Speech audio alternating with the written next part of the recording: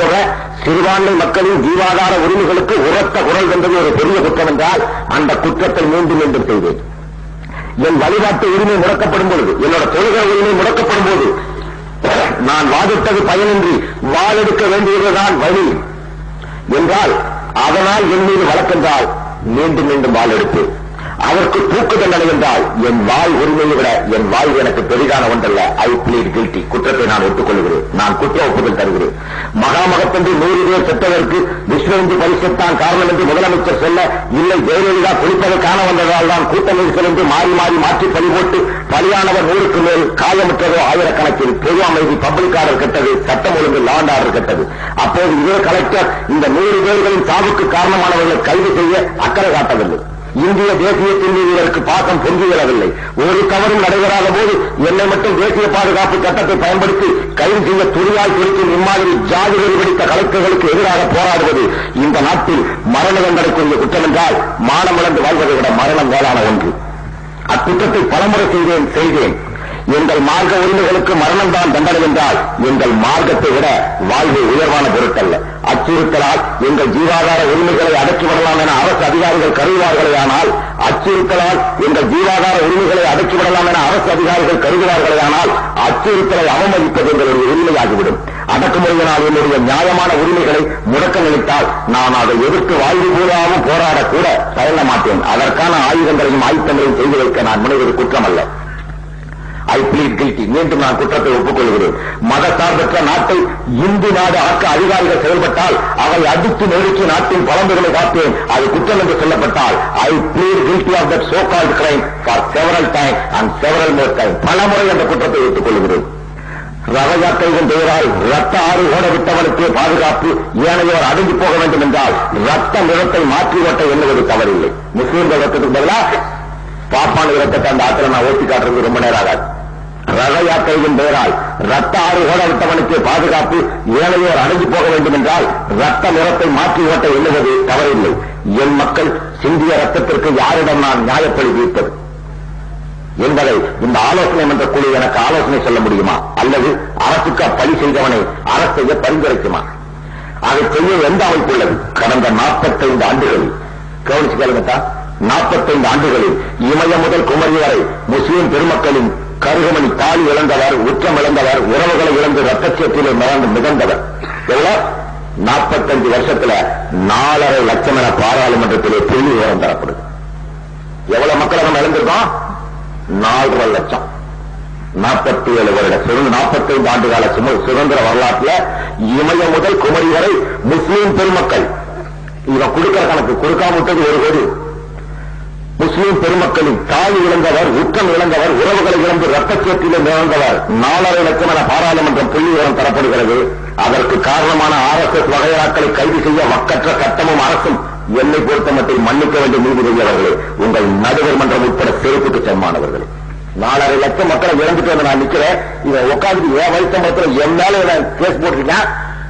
இறந்தவனை கண்ணை வச்சுக்கிட்டு ஒழிச்சுட்டு தெரியா, இவன் தான் கேட்டு நீங்க எனக்கு சம்மந்தம் அனுப்பிச்சுன்னா உன்னுடைய நீதிமன்றம் எனக்கு செருப்புக்கு சமமானது.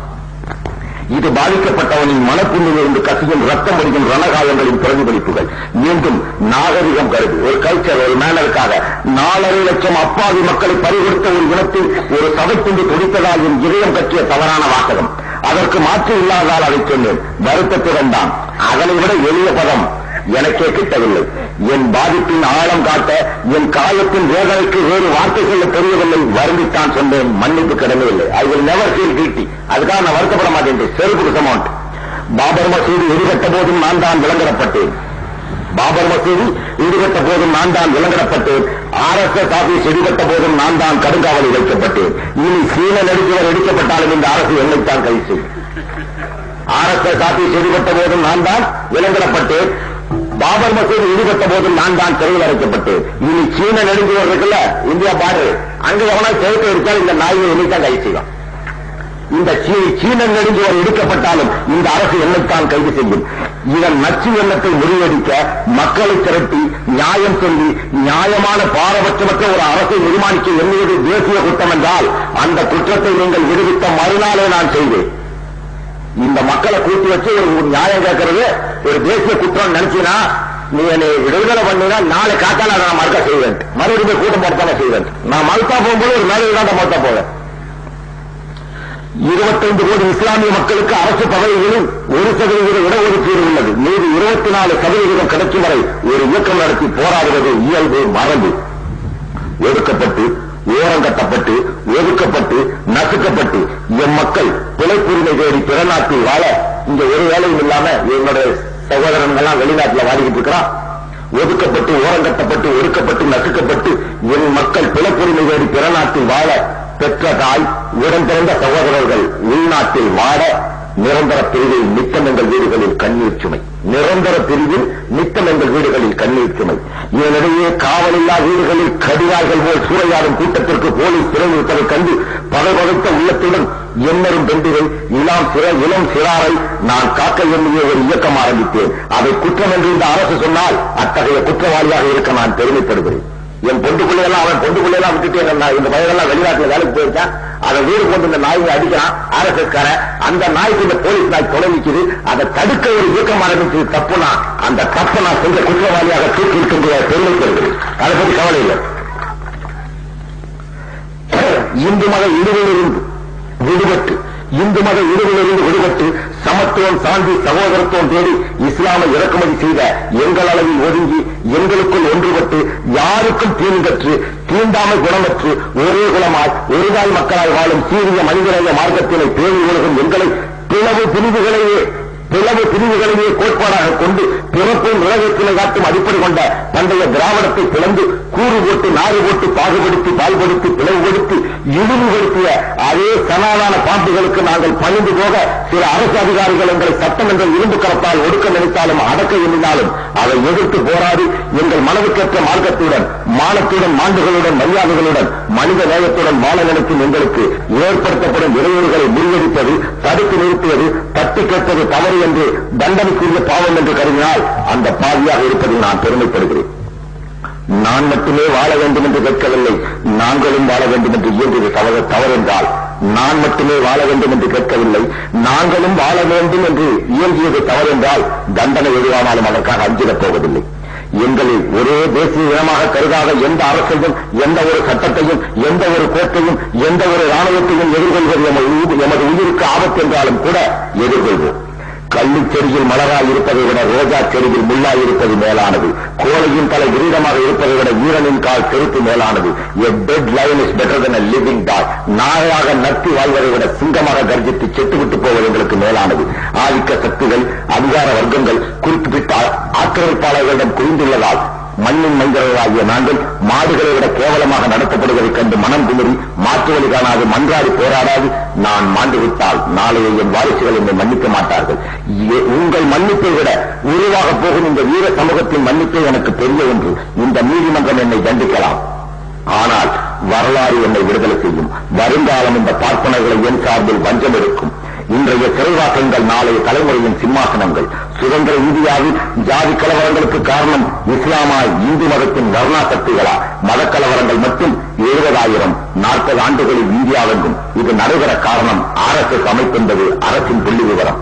விழுப்புரம், மண்டக்காடு, ஆம்பூர், கம்மம்பட்டி, ஆத்தூர், சேலம், வாணியம்பாடி, கோவை, வெகுனிக்கோட்டை, களத்தூர், வீக்களத்தூர், திண்டுக்கல், தேங்காய்பட்டினம், குளச்சல், காயல்பட்டினம், கடையநல்லூர், திருவல்லிக்கேணி, கோவை, மேட்டுப்பாளையம், பழனி, அதிராமபட்டினம், முத்துப்பேட்டை, அத்திக்கடை, அருப்புக்கோட்டை, செஞ்சி, உளுந்தூர்பேட்டை, நாகூர் என தொடர் கலவரங்களுக்கு காரணம் RSS இந்து முன்னணி.